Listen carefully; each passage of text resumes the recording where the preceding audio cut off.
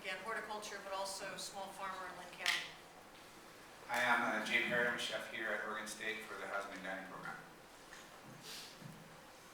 Good morning. I'm Rich Trumball. I'm the food service director for residential dining here at OSU. Stefan Seiter with my other hat on, courtesy professor at Oregon State University, and taught the Oregon farming and organic farming and gardening class. My name is Kase, Wheatley. I'm a sustainable agriculture and food systems major at UC Davis and organizer for the Cooperative Food Empowerment Directive, or CoFED. My name is Cunningham. I'm a recent graduate of the Applied Anthropology doctoral program here at OSU, and I was one of the founding mothers of the OSU Emergency Food Pantry. My name is Chelsea Gabrielle. I'm an undergraduate student at Western Washington University and also a student organizer with CoFED. My name is Cody Buckman. I work at the student farm here at OSU.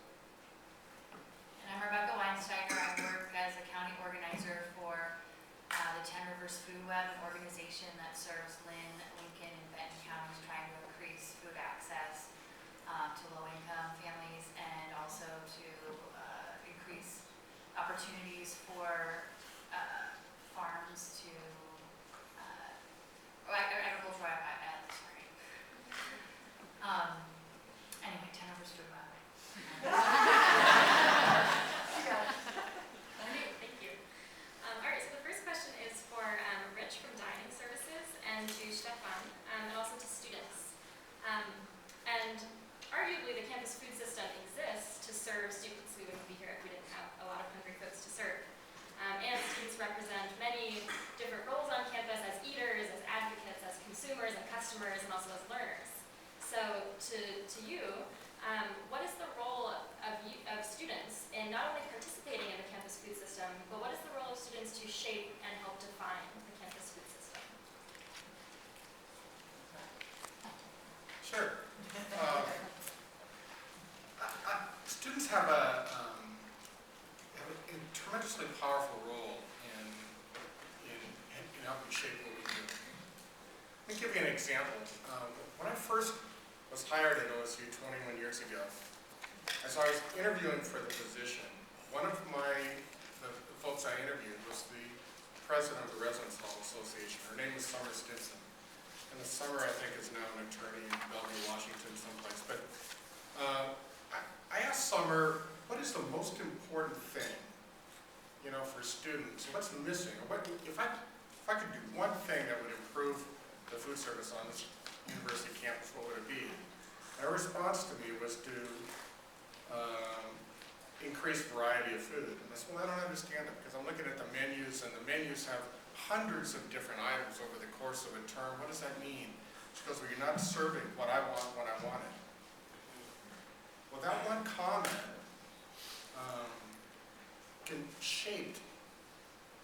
completely revolutionized how we did work, because what it meant was that we needed to serve pizza every day, we needed to serve hamburgers every day, we needed to serve sandwiches every day, we needed to serve vegetarian foods every day, and in a variety of different formats. It completely reorganized how we did business, and we had to remodel all of our facilities in order to achieve that goal of providing what students want when they want it. So I think students have an incredibly powerful voice.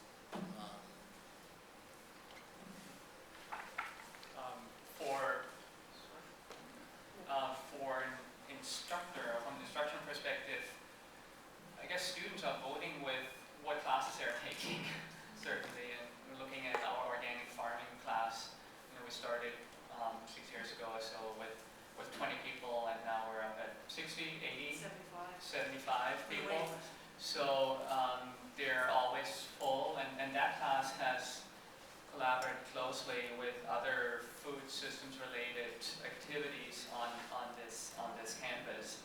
And students who are non-traditional ag students, it started out with the majors, mostly horticulture majors, we thought, and crop science, but it turned very quickly in the second year already turned into a non-majors class with mostly people coming from engineering, from arts, from English, from just across the board. And so we saw this tremendous interest across the campus, and so I think the students are voting with just coming to particular classes and then wanting to do activities, and so we try to provide opportunities as much as possible for them to actually shape or be part of the campus food system during the teaching.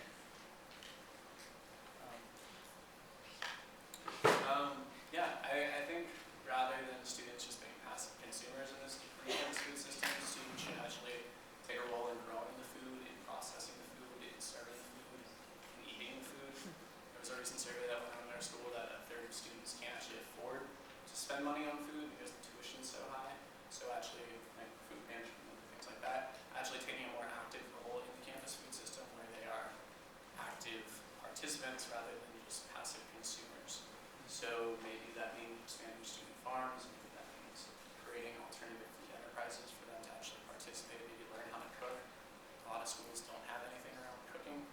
They have food science, which is really reductionist science, but we don't have anything that actually teaches students the whole process.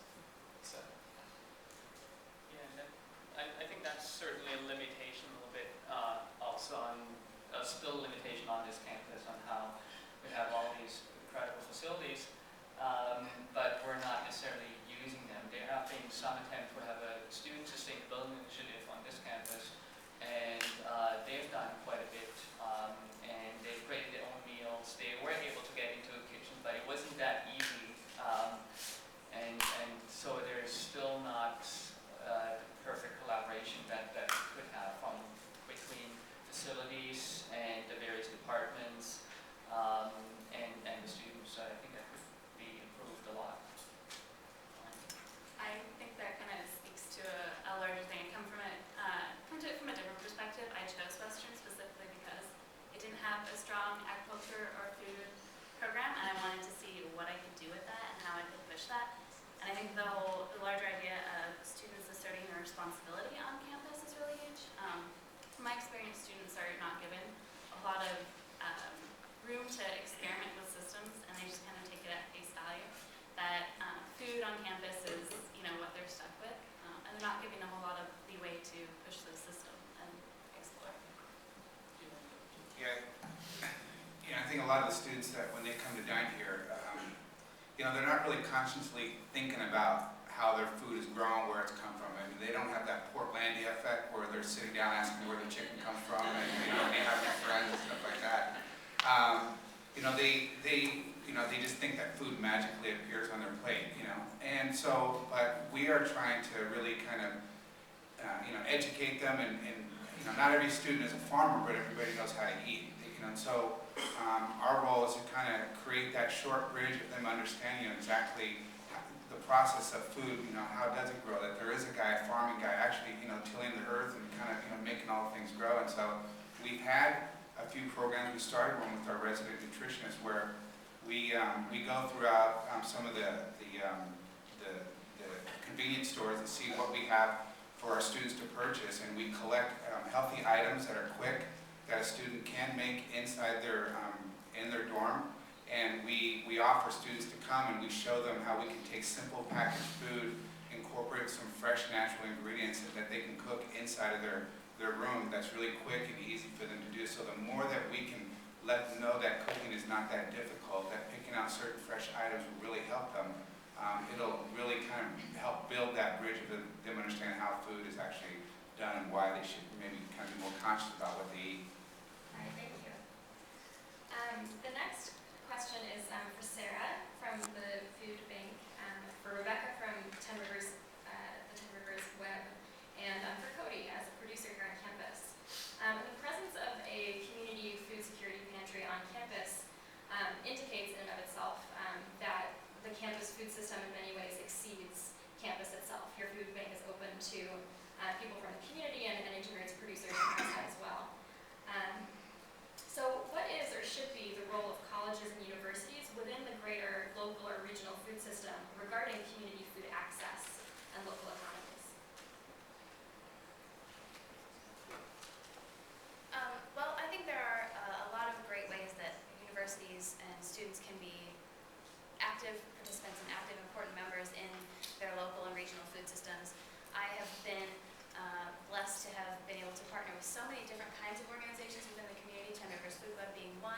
small community groups, individuals who just think the idea of the pantry is great and planted a row in their garden and wanted to come and donate that produce. So that's been really very meaningful for me personally, and I think for a lot of the volunteers at the pantry. So I think getting out there and being a real important networking hub is essential for universities and for students of those colleges and universities. And the other part, I think, is important to remember. I really liked what you said about the responsibility of students, that we are part of the community that is outside the boundaries of our university, as well as this campus community that we're part of. And I think putting our time and our effort where our mouths are, we like to talk about how we want to see change in the world and the change in the world around us. We'll make it happen in our communities right now, putting in volunteer hours wherever they have need of it. That might be a campus food pantry that serves your students and as well as the general public, but it might also be going out and joining a gleaner group and helping those folks with what they do. The possibilities are really endless, and in my experience, very rewarding as well. Yeah, my experience, students have been instrumental with the 10 Rivers Food Web, filling a lot of roles. We're a small organization, and we've only got a couple of paid staff, and so students have been instrumental with the Chef Show-Off, which is an Iron Chef competition that we do as part of our food literacy work, and it's at Linn Benton Community College, and student volunteers help make that event be a huge success. They are in the kitchen helping the chefs. It's a lot of fun. There's also, we can bring in students from a lot of different fields. I know that there was a lot of student participation on the audio and visual recording of the event, and so getting that out to more people. And in many other ways. We have another event that a student organizes for us every year as an internship. It's called Terra Day. It's a partnership with Slow Foods. And so a student from OSU organizes this event that brings in local food producers, and it's a market that happens in between the farmer's market, and there's like a gap between the fall market and the winter market. And so it comes in there and gives our growers another economic opportunity to sell their product. And so we couldn't do that without the help of the students, and so it's been really, really great. Student farm, we have the ability to donate a lot of excess produce to food banks. We're pretty lucky here at OSU because Linn Benton Food Share will come around to the university three mornings a week and just take. I know they take food from the dining services, but they came last season, 2011. Maury would meet me at 6:30 or so on whatever day of the week that I would ask him to, and he would just take vegetables from us and they would be distributed through the local food pantries. This season, we've done a lot more direct donations going to the South Corvallis Food Bank, particularly after Wednesdays when we've done Wednesday markets. Consistently, we'll have 100 pounds or so of stuff that's left over, and we'll take that to the food bank. A lot of students benefit from our farm just because they can come back in the summer and harvest as much as they like. And I know it's branched out to some community members as well. So it sounds like from the role of the farm and also the role of the food pantry on campus, and in many ways campuses have the opportunity to set an example for the rest of the community and take a leadership role in that type of thing. Great, thank you. This question is for campus dining, so both Jay and Rich, and then also for Rebecca as well from 10 Rivers. And Cody and Stefan, you're welcome to chime in here as well. Given the scale of purchasing that campus dining does, and the decisions that it makes kind of by default for so many eaters, dining services arguably holds one of the most influential roles in the campus food system, if we think about it as a closed thing. What are some of the challenges to and opportunities within sourcing food from a student farm and also from local and regional farms to serve on campus? One of the things with dining services, we serve primarily residence hall students. 90% of them are first-year freshman students, and so that kind of defines a little bit about our market. We buy over $5 million worth of food a year. We're preparing one meal about every 5.8 seconds, starting at 7 o'clock in the morning until 11 o'clock at night, 365 days a year. We never close. We have a huge international population of students, and So trying to find and source foods that meet all the different dietary restrictions and needs, the number of students that are coming to campus with allergies, different kinds of allergies, particularly gluten, most recently I think. That's kind of one of our challenges. In terms of like working with farmers, we work direct with a number of farmers, particularly lamb and pork and beef and you know, apples and pears and a variety of other different things. We work through a group purchasing organization, and our primary vendor is Cisco, but then we also work with Pacific Coast Fruit, which sources a lot of fresh vegetables from the Willamette Valley during the growing season. And then we also buy a lot of organic foods from United Natural Foods. That's kind of our market. And Jay, I don't know if you have anything to say to the specific challenges and opportunities in sourcing for local farms. Well, when we design our menus for the students, we create our menus way in advance. And so we're thinking about the season ahead for the term that's coming. So when we're planning things out, I mean, you know, like we're not like in a normal restaurant where we can change our specials, we can make things on the fly, we can kind of design our food around what's available for that moment. So in our preparation and planning, we're planning for the next term in that present term. So we have to look at what we have coming down the road. We kind of collect a lot of information and find out what our local farms are doing through our produce companies. We'll try and work with Cody and what we can do because we feed such massive amounts of students. You know, when we design something, we want to try and get the best possibility of purchase power for what we're going to do, but sometimes that's not, to make that happen with our local companies, we don't get that large of amount of a product to sustain that full term of that menu. So those are some challenges when we're looking, but we do try and create things that are really kind of, we look at what's in season and we plan on ahead, and then we start working with those farms to let them know that this is what we're going to be doing. So if you can make sure that you can supply us for the term, we'll go ahead and order this product and start getting this produce or these certain items in for that next term. Stefan and Cody and Rebecca, I don't know if you can speak to any food safety concerns or logistical considerations from more of the producer side of things. Yeah, I can speak to a weakness in the system as I've been working with Rich and other farm-to-school coordinators to increasing these connections to our local farms. Right now, we're lacking the infrastructure to work with the local farms because OSU can't have a dozen different trucks coming in and delivering a portion of their needs of a particular product.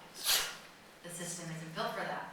So what I've been working on is trying to figure out like a way to, or a facility for aggregating those products, creating some sort of business model around bringing these, like, you know, how do we put out an order, you know, they need so many apples, maybe these 5 growers can do it, maybe they can all drop it off in one place, and then we have maybe a business opportunity for someone to be the distributor of that product. So I've been working on developing that infrastructure or researching that infrastructure right now. I can't speak to food safety issues, but certainly resource issues. I was fortunate to do a sabbatical and just travel around the country going to sustainable food system programs here and in the US and in Europe. And a lot of times just the issue of resources came up and what's the commitment of the institutions to serve their students sustainably produced food. And it's very different if we're dealing with a 200 student private college or a land-grant university. But then also some land-grant university, I used to work for the University of New Hampshire, and they have an endowed program in sustainability, and so they can afford to hire a coordinator who's just only doing that. It's only that the main function of that full-time person is just connecting dining with local growers. And so if you have that full-time person there, or maybe a whole staff who is just doing that, you have a lot different possibilities instead of putting this on to like you, Rich, or somebody else that has already 1,000 other responsibilities. So I think resources and the commitment from the very top of the administration makes a big difference. I guess I would say, so at the Oak Creek facility, or the bee farm, as I like to call it, we're only growing vegetables on 0.3 of an acre. So, and I think through cultural practices that we utilize, we can be highly productive, but still, at the end of the day, only 0.3 of an acre. And like Stefan was saying, resources, I think the one thing that we run into is just, and I haven't quite figured out how to do this, but just inconsistency in helping hands, having people there when you need them to do a lot of the day-to-day chores, you have beyond just myself. So I would say that's one of the biggest challenges and frustrations that I have. One of the other challenges that we have, I mean, it has to do with food safety kinds of issues. The way that our kitchens are designed and built, we don't have an area where we can take produce that needs to be cleaned and washed without bringing it through our kitchen. So the number of meals that we serve, that's every meal we serve. Like I look at it like that's a meal, that's an opportunity to potentially make somebody sick. You all seen the recalls every week on different produce products and whatnot that come in. So it's critically important to us that that product come to us clean and ready to go. And so having an aggregating facility kind of thing for farmers would be tremendously helpful for us.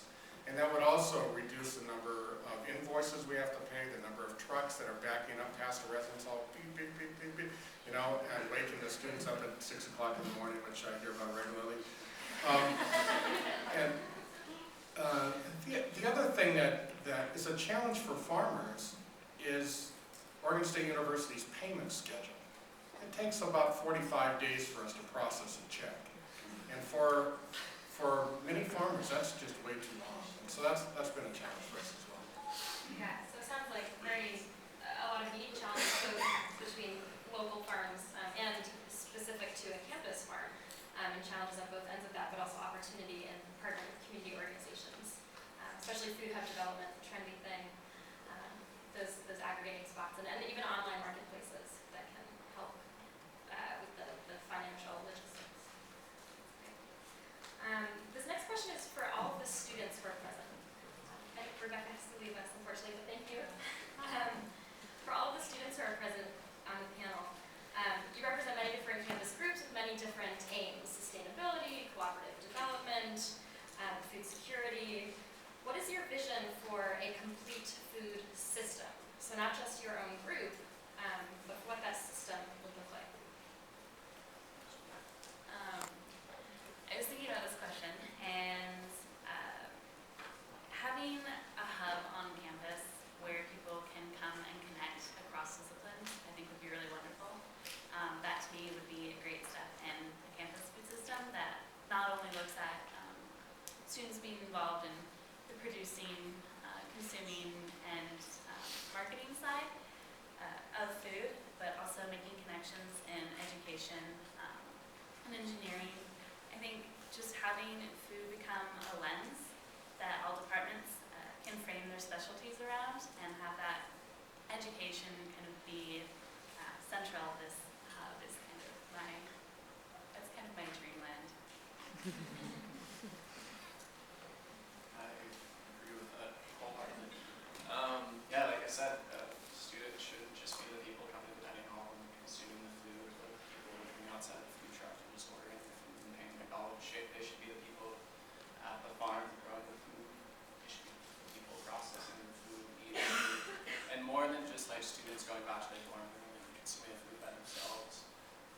Something like Americans consume or spend 33 minutes a day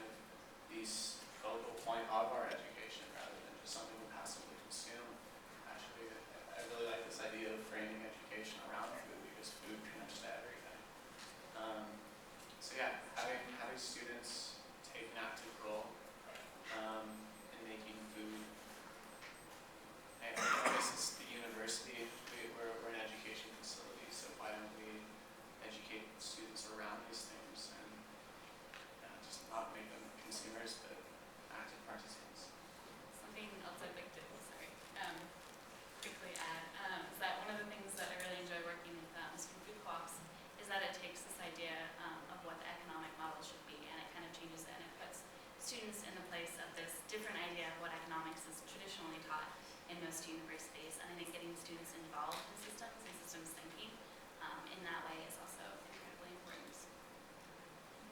Beautifully articulated vision for the campus food system. Emma? Just one comment.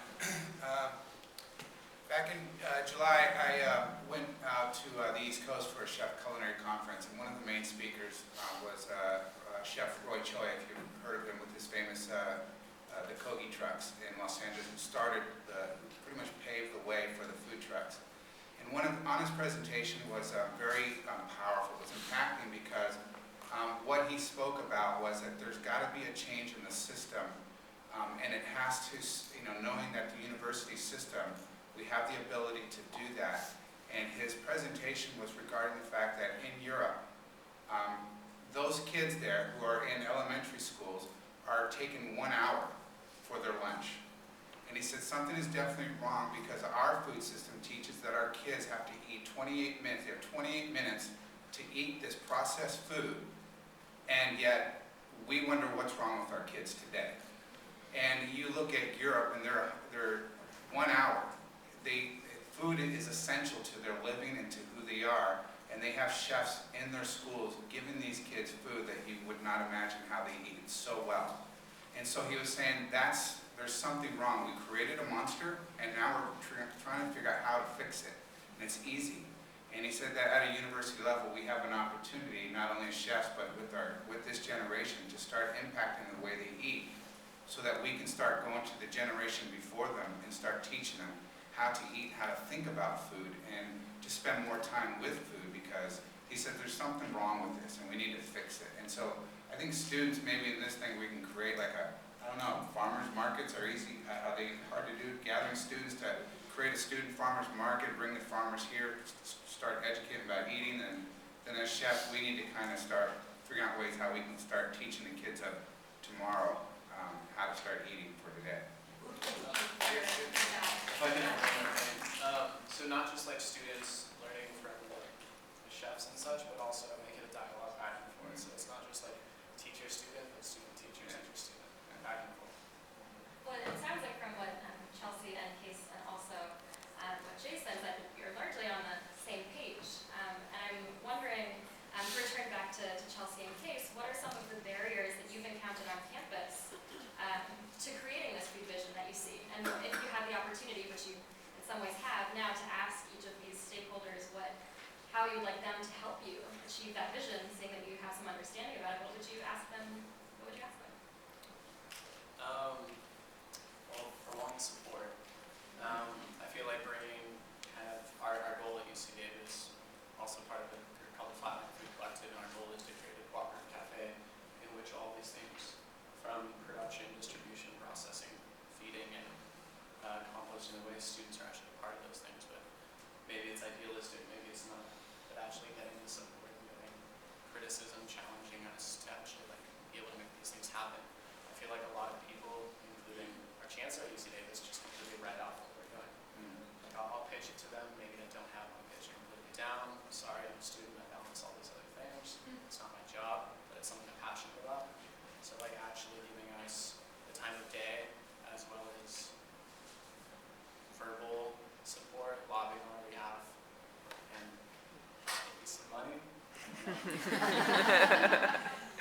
Well, I want to add, Anita. So from an instructor perspective, no, we would like to create all of this, but obviously we would then, as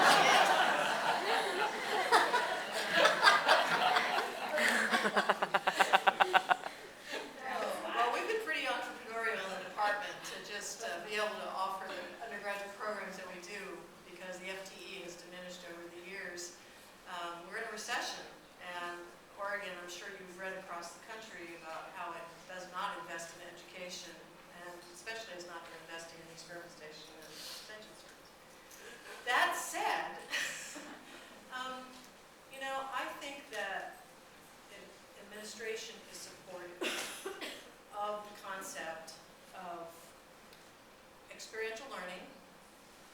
They're supportive of becoming recognized, at least at OSU, recognized as providing service learning opportunities. So really the message is you've got to make what you want to do help the administration achieve its goals. Okay? And I think food is a perfect mechanism to help the administration achieve its goals. It's going to have impact in the community. It's going to help economic development in the community. It's going to provide the experiential learning that everybody says we need to have so that we can actually learn and not just memorize.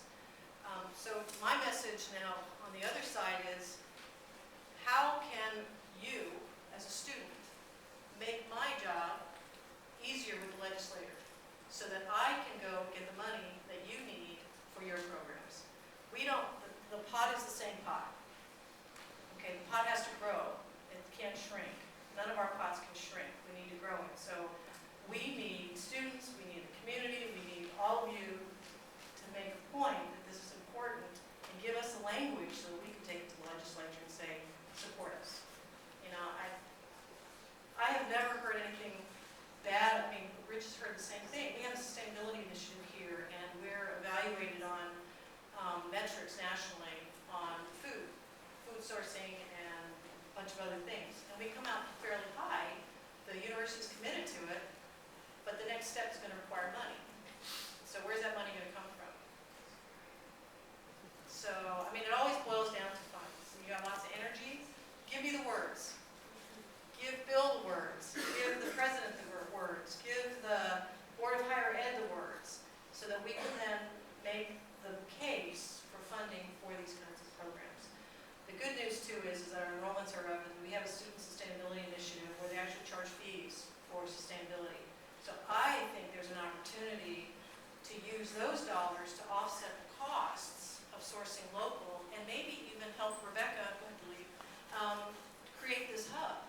So how can we partner with the Student Sustainability Initiative to create those resources to hire somebody that can help do that facilitation? And it'd be a great student learning experience to do that. So I do think there's some opportunities with SSI. So just to clarify, the students themselves voted for a fee, a sustainability fee at OSU, so that these kind of projects can be funded, and that's pretty amazing. Well, it helps support, my understanding is the food pantry is in part supported by some of those dollars. Well, it has a new fiscal sponsor, but certainly historically there has been some support. And I might just add, thinking about what students can do to help the administration make the case that it needs to those that hold the purse strings. It's important as students to remember that just because we have our projects that we feel most strongly about, most passionately about, and someone else is interested in food, but interested in food in a different way, we have so much power when we come together and we talk about those things across our little sub-interests with regard to food. In my experience, that's been hugely responsible for our success that we've had and some of the efforts that we've taken, is that we've partnered with people that are interested in food, but maybe in slightly different ways and have slightly different concerns, but recognizing that we can be much more powerful and much more vocal together than as our separate individual or very focused food sort of groups. Definitely. And I'd actually like to just come back to Chelsea about that original question and get a chance to answer. What the barriers that you've encountered trying to see your vision come to fruition on your campus, and maybe given some of the feedback that you've heard now, where you might like to take that given the support that's here. Yeah, well, I'd like to see administrators trust students more and give them more responsibility. One big barrier that I came up against last year is our food service provider actually sued me. So that was an experience. And I did not get any support from the administration. That was a really unfortunate experience. And just like when I go to professors and I have this idea for student food co-op and this like creating this space for students to explore these issues, I just get complacent nods and kind of, I get written off, probably 90% of the time. So I would ask that administrators and faculty kind of indulge these ideas that seem, you know, possibly impossible for students to achieve, and just support us experimenting. I mean, the whole idea of this conference is the campus as a living laboratory, and really trying to embrace that and indulge students. Why this couldn't have come together